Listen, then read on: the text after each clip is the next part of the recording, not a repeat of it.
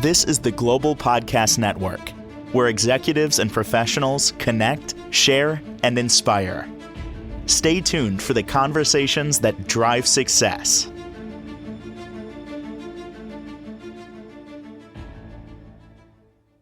It's always been said that planning is everything. Even the things you think aren't really planned, like a lot of live TV shows, it's planned. Planned spontaneity, just letting you know. So with that in mind, planning for your future, planning for when you might not be around, and what you want done with your assets. We are going to talk about that today. But today it's going to focus on, well, at least partly on charitable giving. If there's some organizations you align with, how do you make sure that they get a piece of your estate when you pass? And of course, family has to be kept in mind if that's your choice. We're going to talk with an expert on that. So much insight we get from her. And I love her practical approach and how she makes this easy to understand. She's an estate attorney. She is Julie Schejbal, and she's back with us. How are you today? I'm great, Steve. How about yourself? Really good. Really good. And quite honestly, I really mean this, not because we're talking about it today. I've been thinking about charitable giving, especially because I have a friend who created a charity, and she's a wonderful person, does wonderful work, and I try to include her in lots of different events and spotlight her. But you know what? Thinking about maybe a piece of, when I'm not around. But right. I don't even know how to approach that, as do many of us. And there's also some benefits along the way, I'm sure, tax-wise too. So we talked about this last time we got together, but didn't go into depth. So where should we start? Well, I think, too, it's timely for me because my undergraduate alma mater just finished Giving Day yesterday. So they were my inbox was flooded with, hey, give money, Sure. So, and I'm sure there were a lot of other alums that got the same email. So, I mean, one of the things is obviously we think about during your lifetime. Again, yesterday was Giving Day. If you want to give, get out your credit card, give whatever you want. And also, like the most basic way when you're thinking about estate planning is you can make an arrangement in your will or your revocable trust. And that could be a flat sum of money. I want to give $10,000 to my church or my alma mater or cancer or whatever your favorite charity is. Or maybe sometimes it's a percentage of your assets. I want to give 5% or 10% of my assets to this organization. And then the nice thing about that is, so that happens when you die. So there's absolutely no impact on your day-to-day life. I have clients who, sometimes they worry about, well, if I give this money to a charity or whoever during my lifetime, can I do whatever I want while I'm alive? Eat steak on Sunday, travel. Also, things change as your life circumstances changes. So maybe you start out with your will, you listed your church, and now you've moved. And there was nothing wrong with your previous church, but now you're going to a church or a synagogue or temple or whatever in a new state or city, and you would prefer to benefit them. Also, sometimes it's not a happy change, but you face either you yourself or your family member faces maybe an unfortunate health scare. And you say, maybe I don't want to give to my alma mater or my church. I'd prefer to give to this organization that benefits this particular branch of medicine or whatever. Sure. So that gives you some flexibility and at the same time not really impacting your current lifestyle. So let's say you elect a certain percentage, maybe you say 5% of my assets when I move on. What's the next step? So then you can say, so sometimes it's interesting because like I've always, initially in my career, I tried to place it, okay, Steve puts this in his will or his trust. That's great. You don't have to notify. Why do you want to notify X charity? Because, I always viewed it sort of as like privacy. Steve, I don't want anybody to know what I did in my will. And also for the charity, I thought, well, hey, it's kind of at this point speculative or not set in stone. We're waiting for Steve to die. We don't know if he's going to have anything. That's horrible. But you're right. You're right. Yeah. It's something to think about. It's like, I wonder how their health is. I mean, we could use a little boost here at the ABC charity. Exactly. Yeah. And you know what? to promise something. Yeah. And I love how you bring these thoughts up, and then you generate other thoughts. Your situation may change in Well, 5 years, and here you are. Oh, ABC Charity. Listen, just want to let you know you're going to get a piece of me. I align with right, you. You guys do great work, and just letting you know. And then something changes. Let's say you got a health issue, whatever it may be. You need to right. tap into your assets, and then at that time, you pass on, and they're expecting to get certain amount, and they're like, really? Exactly. Well, that's it. But the one thing I did learn, because I one point sat on like a charitable giving arm of a hospital, that the one thing that helps the charity, if they know about this, then they have some sort of internal financial accounting processes that they can use, so that then if they need to, they can say if they need to go for a loan or other capital, they can kind of use it as, hey, look, this is how we're doing. These are future gifts.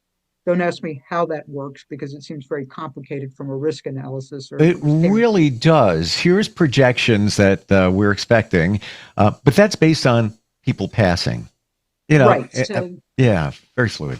Hmm. it's up to the people that work with the accounting world to figure that part out. But it Yeah. does give them some boost, and I think it also does in a way build momentum. Like they can say, okay, well, you know we have Steve or whatever, and they usually won't. They don't give your name out, but we have 10 or 15 or 1,000 donations coming via wills. So when they Yep. go to talk to Julie, maybe it makes me feel like more confident to give them money. I don't know.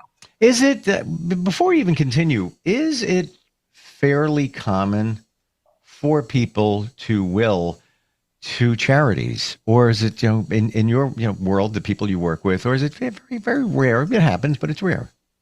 I think it's more rare, Hmm. and it's not as common as you think. And what I find is funny is that it's not as common as you think when you also start like reducing the subset. And so what I mean is that if people have children that primarily they say I'm going to benefit my kids, so it's the most rare when we're talking about general nuclear family, but it's also even rare when we're talking about people who don't have children, and then they're talking about got to benefit somebody, and even then it's not as frequent as you might think that even a portion would go to church or alma mater or whatever that looks like. Hmm. Well, maybe this is spawning some ideas. Maybe people may have not even considered. Oh, Right, wait a minute, I didn't think about that. Yes, I do donate during the year, and there's nicely there's tax benefits on right. that, but maybe people aren't thinking about it. So, what would be the first step here if you have a charity in mind and you want them to benefit partly when you're not around?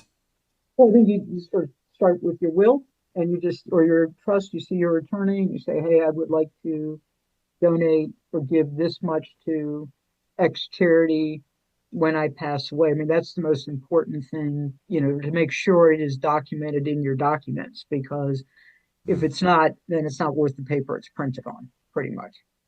Are there tax benefits? Certainly charitable donations when you're around, but what about when you're not? So Or there in are, advance, in advance. so yeah, so from an estate tax perspective, I'm going to touch on that briefly, but there are benefits because any money that goes to a charity when you die is not part of your tax, is deducted from your estate for tax purposes. Now, federal government right now is not taxing our estates when we die till we get over $15 million or 30 million in the event of a married couple. So for many people, that charitable deduction is nice, but not needed. But during the lifetime, there are some things that we can talk about that provide your idea to give, but also may provide you with some income tax benefits or relief. Um, so the first one I would talk about is the idea of what's called a charitable gift annuity. Hmm. So what happens there is somebody says, I want to make a gift. It's a lifetime gift. You contact the charity. So, University of Maryland, Duke, Girl Scouts, Harvard, wherever. And you say, I'd like to make a charitable gift annuity. And say you want to make this of $100,000 of appreciated stock. You bought Google when it was $5 a share. Now it's whatever it is.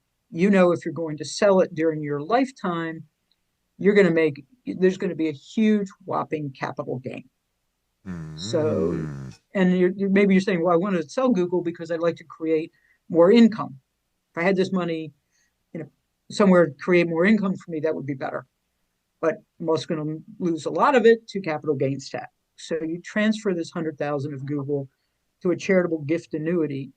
The charity basically sells it inside of this gift annuity, because if the charity is selling it, the capital gains are deferred. You don't have to pay them immediately. And what you get back is a stream of income.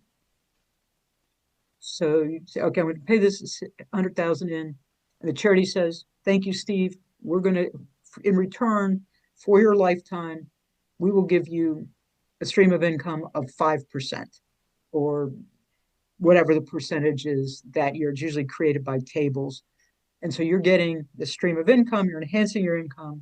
The capital gains are deferred; they're coming out as the income comes out, and you're getting a charitable deduction for the gift annuity." I'm far from a financial expert. Yeah.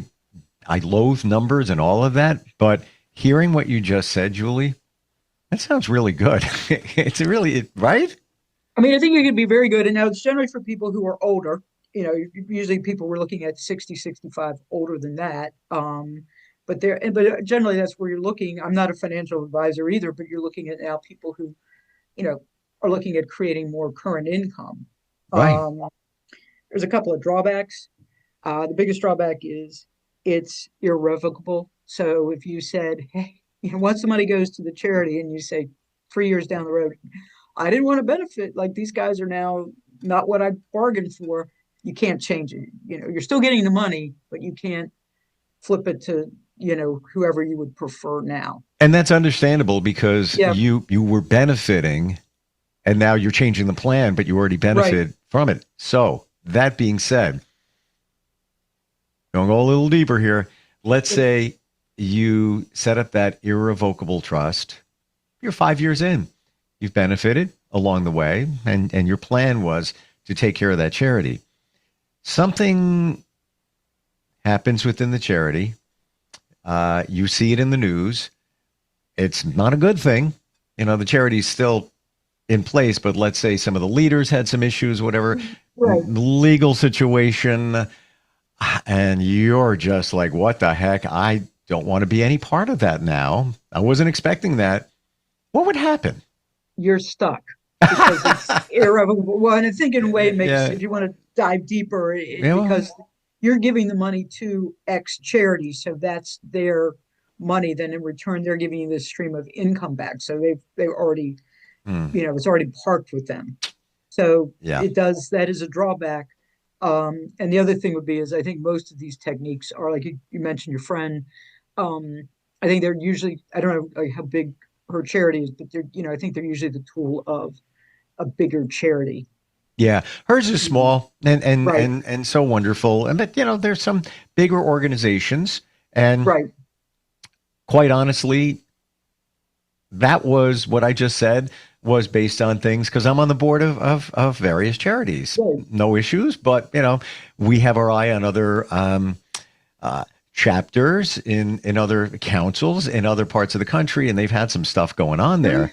But you know what? I guess they would be using that money for legal at that point. Yeah, I mean, it would be a shame if it blew up, but that is kind of a drawback, and it's because sometimes you do want to change it because of bad news, or sometimes it's just Yeah. simple life But change. but then again, on the back end, you were benefiting from your decision. So Exactly. what are you going to do? Give back that money? You Well, know? right. And at the end of the day, what happens with the money, that 100,000 after you die, or term of years, sometimes people say it's for 10 years or whatever, it goes to the charity. So the charity gets whatever's left. Gotcha. Any other thoughts on charitable giving? So there's another one that, again, as we go through the lifetime version of it, is it's called a qualified charitable distribution. And so what's happening here is, and it's for people who are 70 and a half and older, is that particularly, let's take somebody who the client's 74, he or she has to take out their required minimum distribution from their IRA. But they have enough income or resources from whatever to live comfortably, live the life they want, and they don't need this distribution. And what they know is, I got to take this. It's going to increase my income taxes, maybe put me in another bracket, all of that stuff. What can I do? Can I not take it? That's usually what they ask. I'm like, well, no, sir, no, ma'am, you've got to take it. That's what the law says. Mm. But one of the things you can do is a client can transfer now under the current under in 2026 up to $111,000 from their IRA to a charity on an annual basis. And what happens with that? So this is basically, you can use your required minimum distribution, and instead of Steve getting it, it goes to his charity. If it goes directly from IRA to charity, it isn't part of your income tax base. It's excluded from gross income for 2026. So what that can do is, for some people, it can lower their tax bracket. And it can also, if they're looking at, possibly their Social Security benefits being taxed, it's reducing their gross income. So maybe your Social Security benefits aren't taxed as well. Gotcha. Wow. This is why you need an attorney. This stuff gets very detailed and very technical. Well, and I would say also, if you're going I didn't mean to interrupt you, Steve, is that when you're doing this, you also want to, basically do both of these in conjunction with your financial planner or advisor, because then they can, and maybe you're a CPA, because they're going to double down on things that, I may not know. Sure. Like, your CPA may say, well, Steve, you don't need to do this. Your taxable income isn't that high, whatever that looks like. So there's definitely a lot of moving parts when you decide to do this. Have you worked directly with CPAs or financial professionals in planning somebody's estate, if that was their choice? A lot of times we do have conversations with other professionals. Some of them are, more meaty than others because, whatever the situation entails. But a lot of times it's, at least perfunctory, we talk to them. Gotcha. This is for everyone when it comes to planning for your future. And there's always been that misconception that, well, it's just wealthy people need to worry about this kind of stuff. No, it's everybody. It's, you've worked a lifetime. You want that to go to whoever you want it to go to. Is the estate planning different for, let's say, wealthy families compared to middle-class families? I think it is. It's not necessarily more money, more problems, but more money, more possible complexity.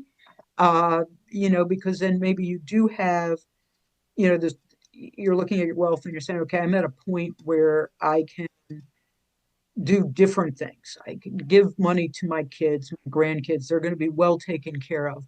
And now I can start shifting money maybe to a charity or something like that. So it's more, I think the more wealth gives you possibly more flexibility. And sometimes, that's where I think it comes into. And so I think in that case, yes. And then a middle-class family.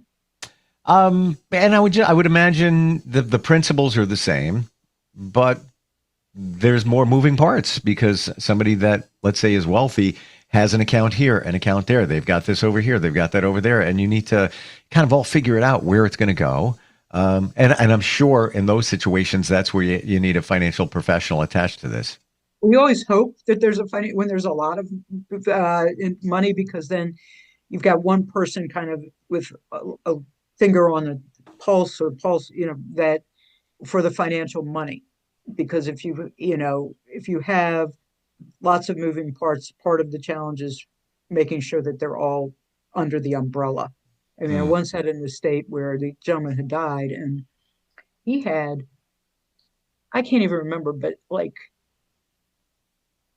10 or more CDs spread out all over town, because he had a large portfolio of stock, but he also had he had cash. And so he was trying to keep everything under the 250 limit. So he was like parsing them out all over the place, And it was to find, not to find him, because his wife was a great bookkeeper. She had everything, but it was sort of looking at all that cash going, oh my God, look, where is all of this? You know? Right. It's divided up into little pieces from the big Exactly. pie. Yeah, we're talking about money here. Is there a way that somebody can design an estate plan that's really about their values and not just their money? Well, I think it comes hand in hand because I think you start with your values, right? You say, okay, I want to benefit my children. I want to benefit a charity, my friends, whatever that looks like. And then I think you start then going down to the money and do the things that you want to do make sense in the context of your money.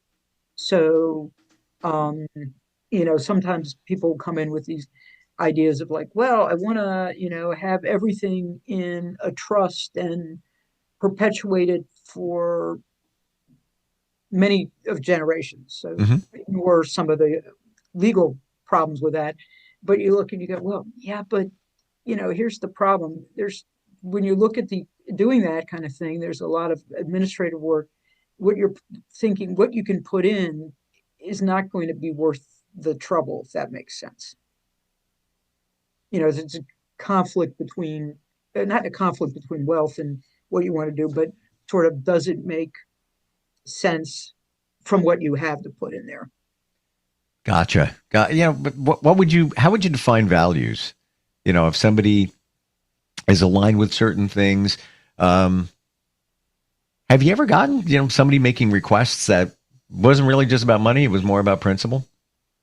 Yeah, it happens. And then you try to work with them. I mean, you always want to keep the values in mind. It's Sure. just sort of having them balance with the law and other things in play, because your principles, it's not that they're going to run afoul of the law, but maybe they aren't going to fit neatly under what we can do, if that makes Mm. sense. Oh, for sure. And I'm seeing this even in a different way where, there's a percentage of you unofficially that is a coach, counselor, therapist, because I'm sure, and tell me, clients have said to you, Julie, I'm not really sure. I've got this child who's got this going on, but then I've got this one, and I don't know what to do. Should I go equal with everyone, or am I enabling this one child, giving them more or the same as everybody else, but they're just going to blow it and all of that?